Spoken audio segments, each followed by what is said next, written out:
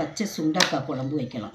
சுண்டைக்காயை பறித்து இது வந்து கிராமத்துக்குள்ளே நிறைய தானாகவே விளையக்கூடியது. ஆனால் நாங்கள் வீட்டில் ஒரு செடி வச்சு வளர்த்து எடுத்துருக்கோம். இப்படி தட்டி தட்டி இந்த விதையெல்லாம் எடுக்கணும். ஒரு இதை வச்சு ஒரு கட்டையில் வச்சு தட்டி இந்த விதையெல்லாம் இதில் போட்டு இது கழுவி எடுக்கணும். இந்த லைட்டாக விதை எடுத்தால் போதும், ஃபுல் விதையும் எடுக்க தேவையில்லை. மருத்துவ குணம் நிறையா இருக்குது இதில். சுண்டைக்காய் தட்டி தண்ணிக்குள்ளே போட்டாச்சு. ஒரு 25 சின்ன வெங்காயம், 2 தக்காளி, சின்ன தக்காளி, வெள்ளைப்பூடு உரிச்சது அரிஞ்சு வச்சுருக்கேன். ஒரு எலுமிச்சம்பழம் சைஸு புளி ஊற வச்சுருக்கோம். இனி ஆரம்பிக்கலாம் குழம்பு வைக்க. ஒரு வடைச்சட்டியை வைத்து கொஞ்சம் நல்லெண்ணெய் தான் நல்லாயிருக்கும் ஊற்றி சமைக்க.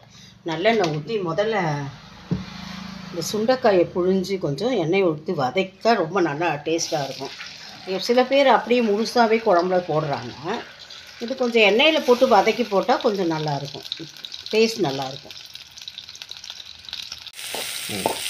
நம்ம வழக்கம் போல் கடுகு, சீரகம், மிளகு இதெல்லாம் போட்டு பொரிச்சிட்டு அதுக்கப்புறம் கருவேப்பிலை, வெங்காயம், வெள்ளைப்பூடு இதை போட்டு வதக்கணும். நல்லா வதக்கிட்டு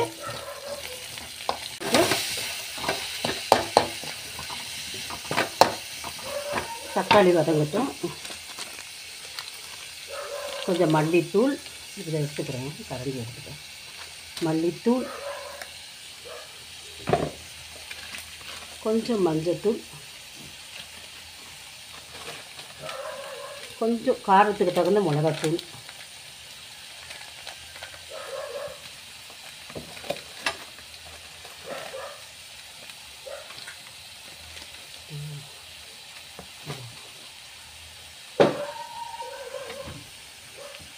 சாம்பார் பொடி.